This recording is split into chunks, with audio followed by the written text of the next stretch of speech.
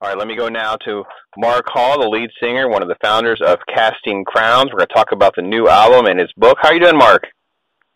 Doing great. How are you? Oh, I'm so blessed. Thank you so much. Let me get right to it. This is the seventh album, I believe. It comes after Come to the Well. I enjoyed that very much. This one's called Thrive. Tell everybody a little bit about Thrive, kind of the backstory, and what was some of the inspiration behind it. Well, I'm a youth pastor at Eagles Landing First Baptist Church in South Atlanta. So all of our songs have come out of things that we're teaching, Bible studies, devotions, hang times, discipleship with teenagers and their families at our church. So like the song The Well came from John chapter 4. So that sort of spilled into all the songs. So the name of our student ministry is called Thrive Student Ministries. And the picture that we have in front of all of our teenagers and their families' faces is a picture of a tree. So you can see all the limbs and all the roots. And we say to thrive as a believer is to dig in and dig deep and then reach out. So the picture we're trying to draw is that some believers are all roots. They're all digging and they all want to learn stuff and they're looking into spiritual matters and theology, and they're trying to get into all the deep truths. But then again, that's about all there is to them. They're just stroking their beards and being smarter, and that's kind of it. And it's kind of useless. But on the other side, you got believers that are all about going and all about helping and all about reaching and running and trying to be everything for everyone. But there's nothing holding them down. There's nothing keeping them steady. There's no roots to draw from. So when the storms of life hit, what happens? It knocks them right over. So a believer needs to be planted into the Word where the water source is getting to them. And then because of that, they need to reach out to the world. Does that make sense? It's fantastic. And it feeds right into the subtitle of the book, Thrive, Digging Deep, Reaching Out. It's another way of, I guess, communicating this message. It's very, very powerful. Yeah, man. And the whole idea of fruit is the same thing because, you can't hang fruit.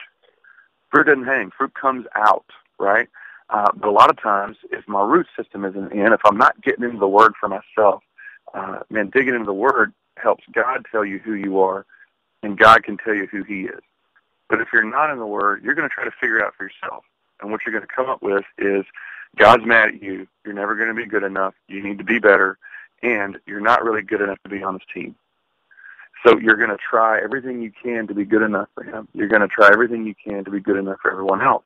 And you're going to hang things on yourself. You're going to read verses and think, oh, I need to be patient. I'm going to hang patience on myself. I'm going to hang long-suffering on myself. I'm going to, and we're trying to create these ornaments instead of just knowing God and digging in His Word and letting Him tell us, hey, I'm God, you're not.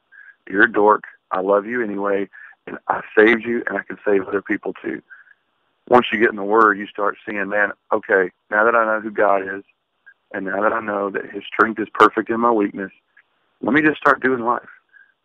And as you're doing life, you start seeing chances to be fruit. And you just start loving people where they are. And suddenly it's not an effort. It's more of a response just to love the world. And I think we're putting way too much weight on ourselves to keep ourselves His, when really we just need to dig into the Word and know Him a little more. And I think that leads right into one of the early songs, I think, one of the powerful songs that's going to be on the album called Broken Together, talking about relationships and these kinds of things. Because, our world is always trying to tell us about, it's always self-centered anyway, about protecting yourself and your emotions and dealing with yourself. And what you're doing, what you're challenging people to do is, listen, if you really study the Word and you realize that there's no way to do any of that. You're never going to be able to protect yourself. That's the whole point. The whole point is you have to lean on God. Mm-hmm. So totally, tell me a little bit about the relationships and the kind of the backstory with Broken Together. Broken Together, I had two close friends going through a really hard time in their marriages, and it was dark days.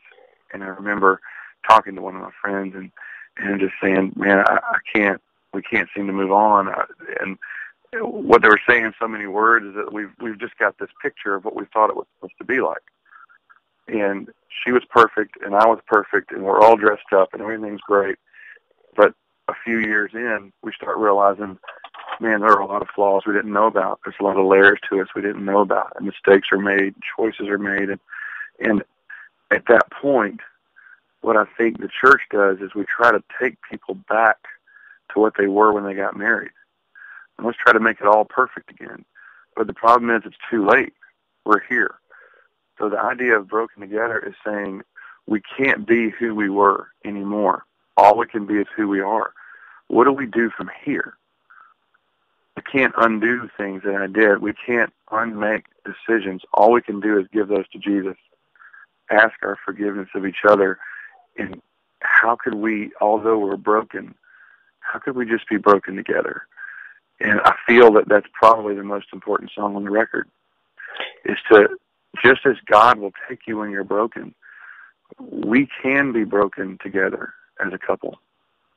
The album is called Thrive. The book is as well, called Thrive, Digging Deep and Reaching Out. Let me ask about the book a little bit, because in your book, Life Stories, which I really enjoy, you really start diving into some of your personal battles with ADD and dyslexia and that kind of thing. Mm-hmm. What elements of Mark Hall are we going to find in the pages of Thrive that he hasn't dealt with up until now? Does he have any more broken pieces than this guy? What else could be wrong with him? Oh no, we all got a whole list of the broken pieces. I always say, what's the latest broken piece that you're willing to share with the rest of the world? Yeah, what's the one you're going to talk about today? Well, you know, all of the books are what they are. Is one of the administrative pastors at our church transcribes my sermons. So these are the things I'm teaching families every Wednesday night at our church, and we're weaving them together into what I'm trying to say, because that's where the songs come from.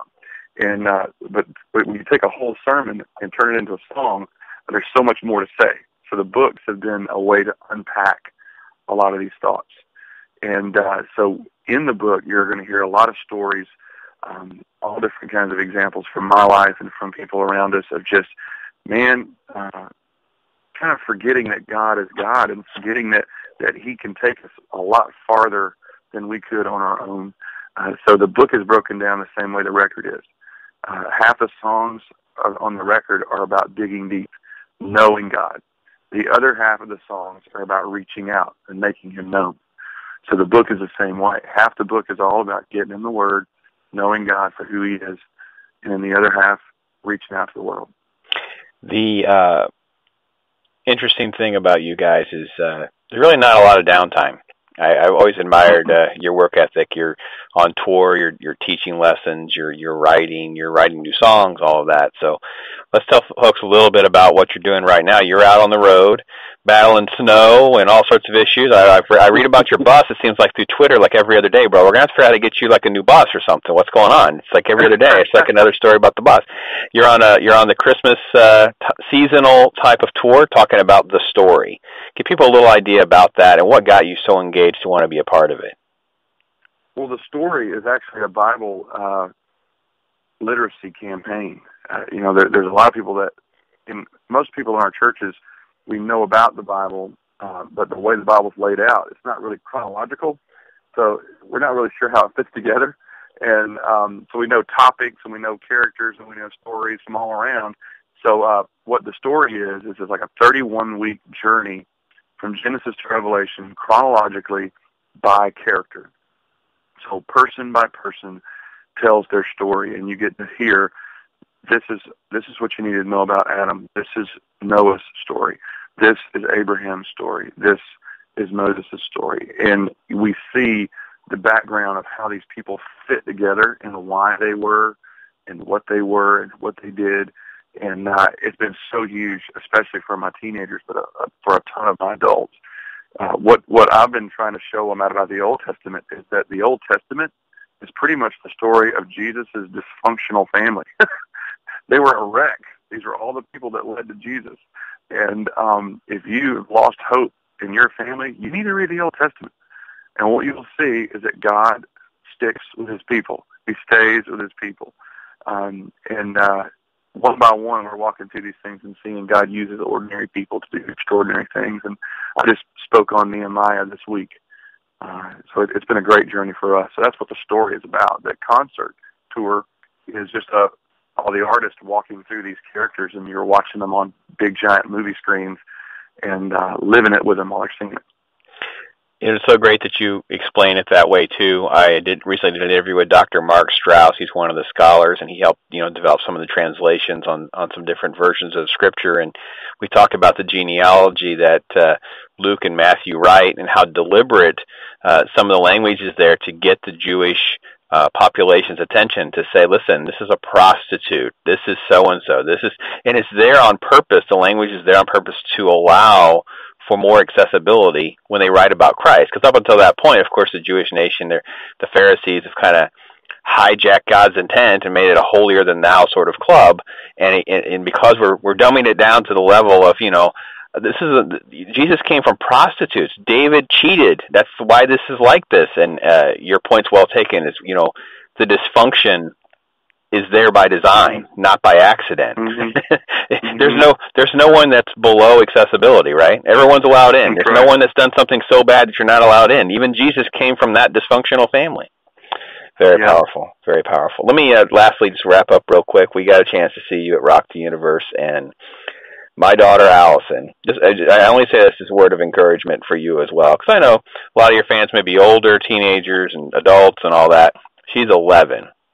And all the people there, Colton Dixon and OBB and whatever, it was all about staying and worshiping with you guys at the end. And it was a great experience for me with my daughter, because I'm a huge fan as well, but to be able to see that at 11 kind of changes everything for you. And I know as a musician and as a parent, as a father, and all those kind of things, that's when you see that through our kids, it changes everything, right?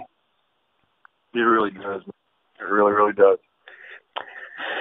Well, Mark Hall, it's been a great chance to talking to you. He's the lead singer of Casting Crowns. They have a new album called Thrive. It comes out in stores on January 28th. You can already pre-order this. You can get T-shirts. You can get the book. The book comes out in February the 11th. It's called Thrive, with a footnote there, subtitle of Digging Deep and Reaching Out, the theme that we've been discussing here. Mark, it's been great. Be safe out there. Have a Merry Christmas and Happy Holidays. Thanks, my friend. All right. Take care.